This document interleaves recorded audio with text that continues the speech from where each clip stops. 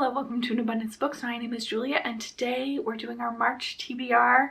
It's the Friends Readathon. This is a readathon that I had never heard of until I was doing this project trying to find all of the fun, cool readathons, and as a millennial woman, Friends speaks to me. What can I say? The original video I have here is by Tyra and the Books, and I definitely recommend going and watching the whole thing.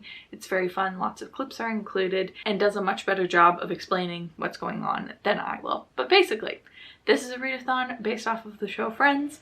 There are 4 prompts for each of the main 6 characters, and you can mix and match however you want. What I decided to do was just do one from each person. And I tried to go based on the prompt, not based on the books that I wanted to read.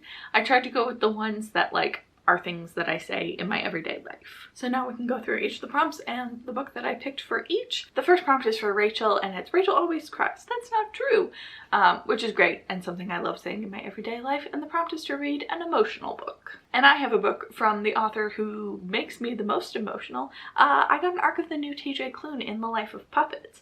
This comes out in April, so I want to be able to read it in March. And it's apparently a Pinocchio retelling, but in what context, I have no idea. I know literally nothing about this book other than cover, title, author. And that's enough for me to preemptively give it 5 stars, so very excited about this one. The next prompt is Monica, and the prompt is 777, which again, anytime in my regular life someone says 7, I do that. And the prompt is to read a book with 7 letters in the title, which is definitely the toughest of all of these prompts. And I came away with Galatea by, I want to call her Cersei. Madeline Miller, that's her name. And I'm excited. This is apparently a retelling of Pygmalion, but Pygmalion is based off of something else. My Fair Lady, I'll get there once I read it. But it's a very short book and good, and I feel about Madeline Miller, but I'm excited to give this one a try because My Fair Lady is one of my favorite movies, musicals, stories of all time.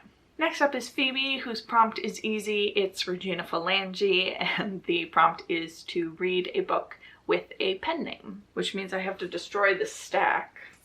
And I'm going to be reading 1984 by George Orwell, which I learned is a pen name. His name is Eric Blair, I think, but I have the graphic novel version. It is quite wordy though, so I think it'll be not your average graphic novel experience, but I'm okay with that and excited to see what the fuss is all about. This is beginning a trend of what we'll see this month, which is rereading books that my husband has already read because he doesn't read as much as me, and I feel like I should keep on top of whatever he's doing. Next up is Joey, whose prompt is, "You don't have a TV, what's all your furniture pointed at?" Which is something I think all the time. Anytime I'm watching an HGTV show, they will rarely incorporate a TV, and I'm like, that's the point of the room though. What is all your furniture pointed at? And this is another husband pick and a stretch because I don't actually know how we got here. So the book is Winterdance by Gary Paulsen, and I picked this up for my husband because I thought that this was the book that the movie Balto was based on. It is about running the Iditarod, but that's not quite what Balto was about. And now I'm like trying to figure out the internet path that I got to get to this book, and I can't find it, but that was why it was originally purchased, so I think it counts. This is also Gary Paulsen of the Hatchet fame. If you are a Canadian child, you probably read The Hatchet in like grade 4, I want to say. So I'm excited to give his nonfiction a try. Then we have Chandler, which is I'm hopeless and awkward and desperate for love, another classic, and the prompt for that is to read a romance. And the romance that I'm going to be reading is Pestilence by Thalassa. Go with me on this one. This is for another video, so you will see it in a separate vlog to this one. But this is about the 4 horsemen of the apocalypse finding love, and I'm unclear on what the tone is, if it's going to be very serious or like more romance or more apocalypse, but we'll see. I'm very excited to get into it.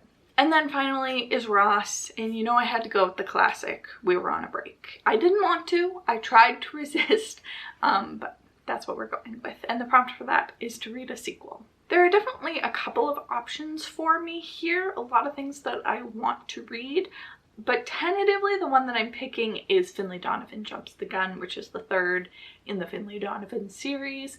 It is also the Literally Dead book club pick, so I want to stay on top of those. And there you go. that's the Friends Readathon. I'm very excited to do it. Also, should it be called the one with all the readathons?